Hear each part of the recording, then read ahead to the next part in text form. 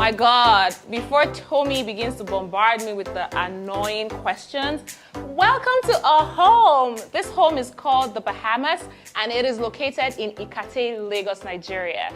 It's a 4-bedroom duplex sitting on 2 floors with 4.5 bathrooms. We have a smart TV where you can download all your shows on Netflix. We have clean running water. We have 24/7 power. We have a backup inverter as well in case something happens with the power, right? And it's such a great place for families because it's big, the rooms are massive, the beds are massive. You can literally roll from one side to the other. So now over to you, Tommy.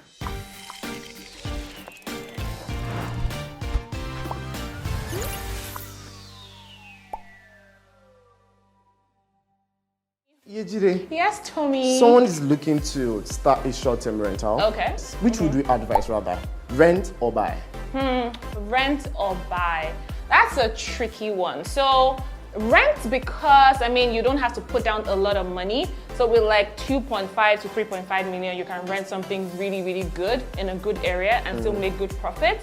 But buy, I mean the property is yours, you know, and then if, for example, something happens with the short-term rental market, hopefully it doesn't, then you can always repurpose your property to something else. So you can have Absolutely. like long stay rental people come in and all that. So with renting, that's like doing a rental arbitrage. You can't really, I mean, if the short-term rental business happens to crash, then that's the end of that property, you know. So I will say I'm in between. If you have money, then buy. I mean, it's going to tie your investment for a while, but if you have money, I think you should buy. But if you don't, then rent.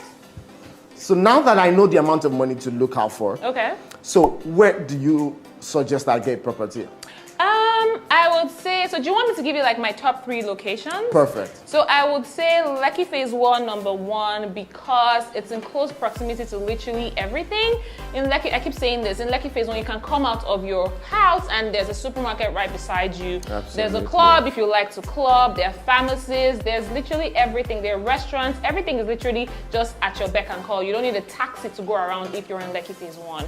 My second choice would probably be Ikoyi, because for people, for experts especially, I know that when they're coming into the country, they give them like some sort of restriction on areas that they should stay when it comes to Lagos, and Ikoyi and VI are those 2 areas. So you're going to get a lot of experts who can spend money, you know, so Ikoyi definitely. And then VI, I mean, for obvious reasons, it's VI. So a good platform for you to check out is a platform called AirDNA. On AirDNA, you get statistics of different properties in different areas. So say, for example, you wanted to invest or you wanted to have your short-term rental in Lekki Phase 1. On AirDNA, you can literally put in Lekki Phase 1 and it shows you everything about that area, what the occupancy rate is, what it costs per night, the type of properties that are there. So if there are more 2 bedrooms, maybe you want to go for a 1 bedroom so it's not too saturated and stuff like that. So AirDNA is a good platform for you to get like data and statistics before you go in and invest. Okay, great. So I heard you say Lekki, Ikoyi, and VI. So are you saying mainland is a no? No, I don't think I said that, but I mean, Ikeja is a good place. We get a few inquiries from Ikeja. I'm just talking based on our own personal data. So based on our data, for example, out of 100 inquiries, at least 40 of them will be from Lekki Phase 1 and the rest shuffle between VI, Ikoyi, and then Ikeja. I mean, we get them in trickles, but not as much. It doesn't mean Ikeja is not a good place to invest, but check out AirDNA. That's my advice for you. So airdna.co. Okay, great. Yeah. So how much is, you know, the average price for a property in Lekki Phase 1? You know, let's just use Lekki Phase 1. We recently just closed a deal on a property in Lekki, right in the heart of Lekki Phase 1, and it cost about 45 million to buy a 2-bedroom, and there was 40 million for the 1-bedroom. So when we asked for like the rental value, it was going to be anything between 2.5 to 3.5 million. And this property has a pool, a gym, a clubhouse, is well built. So I mean, that can give you like an average of what properties around that area will cost. It doesn't mean that everything costs that much. I mean, some might be cheap, and then you actually find some that are pricier than that. You know, it all depends. But anything between 40 to 45 million, if you're going to buy, should get you something decent. And then to rent, 2.5 to 3.5. Okay, so I like how you mentioned that a 1 or 2 bed, 40 to 45 million. Now, so which would you recommend? A 1-bed or a 2-bed? I would recommend, honestly, I'm sure everybody expects me to say 2-bed, but honestly, I would recommend a 1-bed. A 1-bed because it's very, very scarce. Like when you notice, when there's like a block of apartments, the 1-bedroom units usually go before anything else. And then it's the same in the short-term rental spaces. So 1-bedroom units are not as popular as 2-bedroom units. So you find that they go really, really fast. So I would say get a 1-bedroom, then maybe a 2-bedroom, and then a 3-bedroom. So which would you recommend? Fully serviced home, or you just want to pay your bills? I would say honestly, because we have both currently in our portfolio, so I would say fully serviced, but then you need to be sure that the facility manager has sense, because trust me, we've worked with facility managers that have frustrated us, frustrated our guests and all that. So you need to be sure that your facility manager is in sync with you. You let them know what you're doing, and then so that they can be available for your guests as well. If there's a power cut, if there's issues with water, they're able to give you an explanation, and then you can communicate that to your guests. It's very, very important that you have facility managers that you can communicate with, and then it takes off all the burden from you, so you don't have to stress about unnecessary things. With the non-service, with the self-service apartment that we have right now, we have to figure out how to get water. It's actually a lot. So instead of just bothering yourself with all that, I would say go for a fully serviced home. So finally, about the home. Yeah. What is that amenity you would recommend? Like, it's a must-have for you in any home. Okay, I know everybody will think I'll say a gym because fit fam, but I'll say a pool.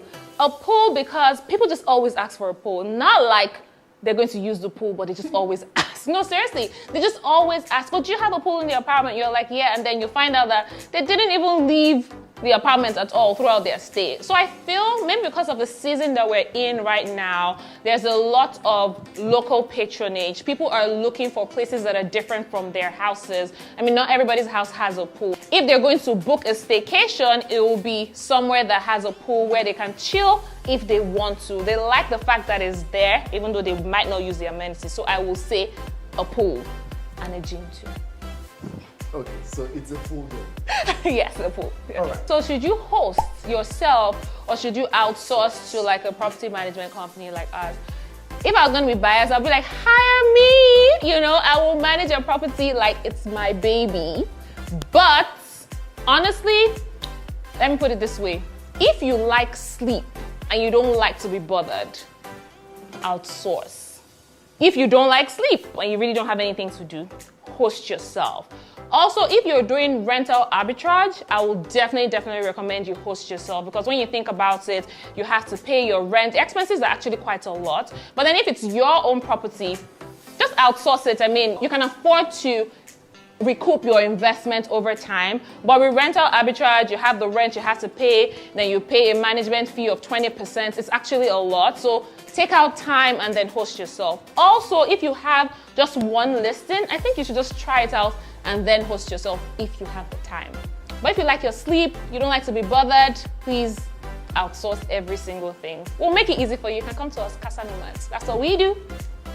You that part where you said, if you like sleep, yeah, we should put in a billboard. Yes, we should. we should. So final tip for people looking to host, what would you say to an intending host? Okay, I would say pace yourself, take your time, automate most of your processes. I know that we're in Nigeria, a lot of people will be like, oh, this automation thing doesn't work and all of that. Some people, like Nigerians, like hands-on experiences. I get that, but there's some things you can automate. For example, your welcome message to your guests can be automated, your midday check-in messages can be automated, your thank you message. I hope you do all that.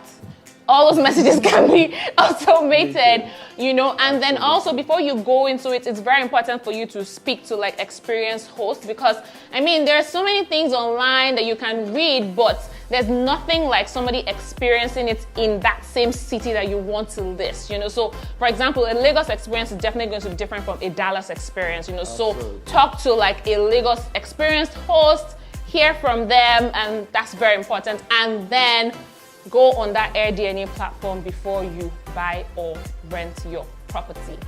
That's all. Is that all? Yeah, that's all. So I can go? Yeah. All right.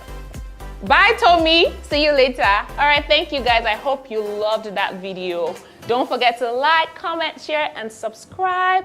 And I'll see you in the next one. Bye.